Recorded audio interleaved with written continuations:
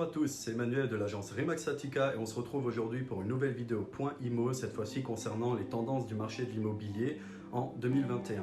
Donc, premier point à éclaircir, c'est que le marché de l'immobilier ne semble pas fortement impacté par la crise sanitaire.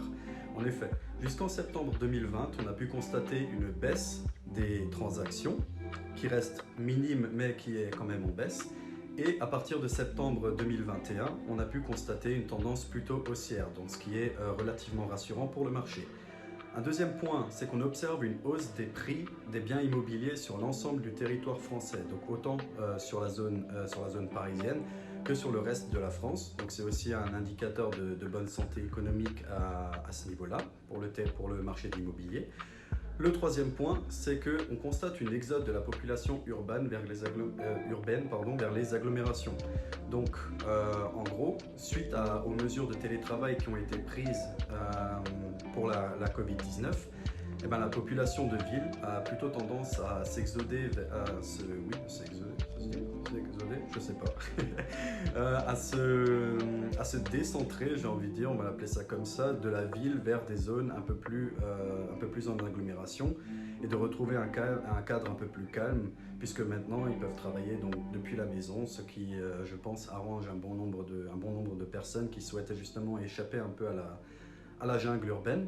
Donc ça, c'est un autre point du marché de l'immobilier en 2021.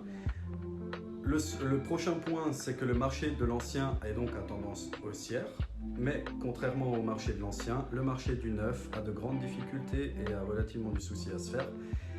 Je m'explique. Globalement, on observe une baisse de 24,5% sur le nombre de réservations dans le neuf. On observe également une baisse de 18,8% des mises en vente sur les biens immobiliers issus du neuf et une hausse des annulations à hauteur de 17%. Donc, comme j'ai dit avant, pour le marché du neuf, c'est pas très reluisant. Le marché de l'ancien, lui, se porte bien et a plutôt une tendance haussière avec des prix qui augmentent. Donc, c'est plutôt rassurant à ce niveau-là. Ensuite, concernant les prédictions d'avenir, donc qu'est-ce qui va se passer en 2021, fin 2021 et au-delà? Donc concrètement, chez Remaxatica, nous sommes de bons conseillers immobiliers, néanmoins, nous n'avons toujours pas la boule de cristal, donc je ne voudrais pas trop m'avancer sur ce point-là. En gros, ça dépendra d'un ensemble de facteurs qui sont d'ordre économique, donc au niveau national, notamment liés aux impacts de la crise sanitaire sur la santé économique du pays. Donc ça, c'est un point sur lequel on ne peut pas trop faire de prédictions pour l'instant.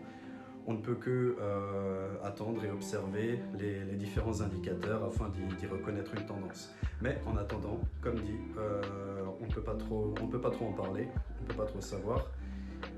Il semble que le marché donc globalement se porte relativement bien malgré les difficultés. Et voilà, donc c'était ma vidéo Point IMO concernant les tendances du marché de l'immobilier en 2021. Je m'appelle Emmanuel Ritzler, je suis conseiller immobilier chez Remaxatica. Si vous avez aimé cette vidéo, je vous invite à la liker, à la partager aussi sur vos réseaux. Et si vous souhaitez voir plus de contenu concernant l'immobilier, abonnez-vous à mon compte Instagram. Je vous souhaite une très bonne journée et à bientôt.